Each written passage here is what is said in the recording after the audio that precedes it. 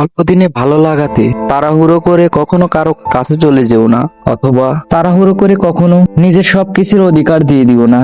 ভালোবাসা সত্যি হলে অথবা দুজনের অনুভূতি মিল থাকলে সবকিছু তখন ধীরে ধীরে হবে, কিন্তু সঠিক হবে, সারা জীবনের জন্য হবে। যে তোমার জন্য সঠিক মানুষ সে কখনো সহজে কাছে আসবে না। অনেকটা রাগ, অভিমান আর বেশ কিছু ভালো লাগা খারাপ লাগাকে পার করবে, তবে একটা মানুষ অন্য আর একটা মানুষের কাছে আসে। ঠিক যেমন একটু একটু কথা হতে হতে দিনের পর দিন কেটে যায়, মাসের পর মাস কেটে যায়, তারপর একে অপরের প্রতি বিশ্বাস করার স্বপ্নটা জেগে ওঠে। একে অন্যের প্রতি এক সুন্দর একটা আগ্রহ তৈরি হয়, তারপর ধীরে ধীরে ভক্তি থেকে ভালোবাসা তৈরি হয়। ভালোবাসার শুরুটা মাখনের মতো নরম, সবকিছু আর সবকিছুর মধ্যেই এক অপরন্ত আনন্দ তুমি খুঁজে পাবে।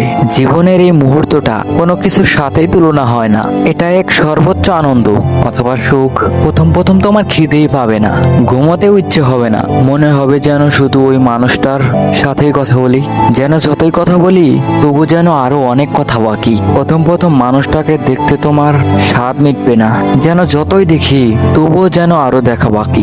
ধীরে ধীরে ভালোবাসার মধ্যে গুরুত্ব বেরোবে, বাড়ে সম্মান আর অনেকটা শ্রেণী।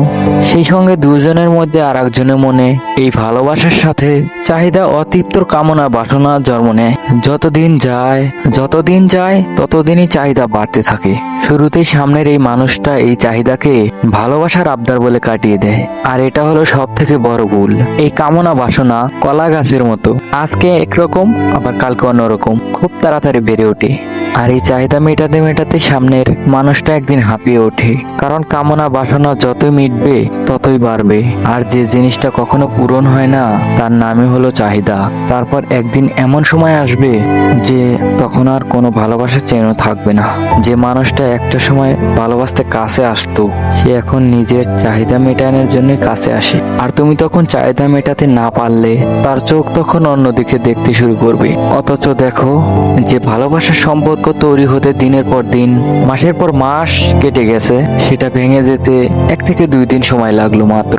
সম্পর্কটা কিন্তু ভেঙে গেল, অথচ তুমি ভেঙে যেতে পারলে না। আপনার